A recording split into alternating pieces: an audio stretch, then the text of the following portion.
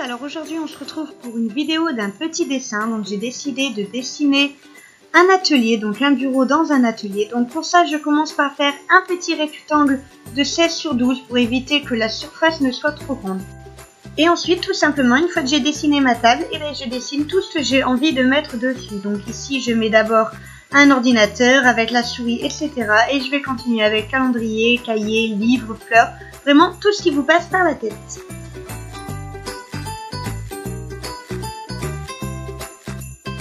Je mets également plein d'affiches en haut parce que moi j'adore ça quand il y en a de tous les côtés.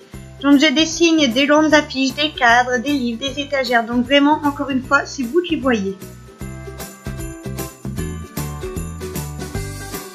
Je commence à poser la couleur avec mes ProMaker. Donc là, le papier n'était pas adéquat. N'hésitez pas à utiliser un papier vraiment fait pour ce genre de marqueur à école. Sinon, la couleur a tendance à s'évaporer un petit peu tout autour et c'est un petit peu moins joli. Donc voilà, n'hésitez pas avec vos feutres à passer plusieurs fois au même endroit pour donner des nuances, pour vraiment pouvoir jouer avec tous les tons que vous avez.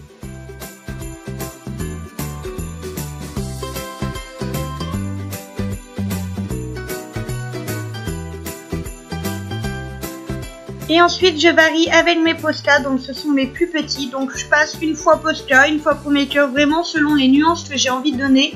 Les ProMaker font des teintes beaucoup plus pâles que les Posca sont des teintes beaucoup plus foncées.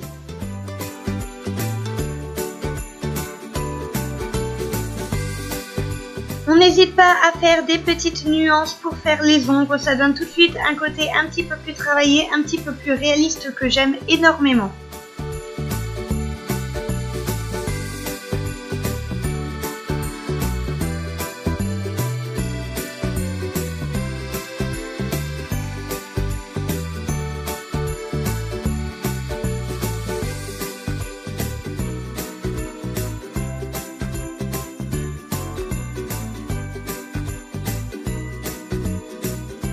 Je vais finaliser mon dessin en mettant du Posca noir tout autour de mes petits objets. J'aime beaucoup le rendu que ça fait vraiment beaucoup plus fini, ça fait ressortir absolument tous les dessins que vous avez refaits et j'aime vraiment beaucoup ça.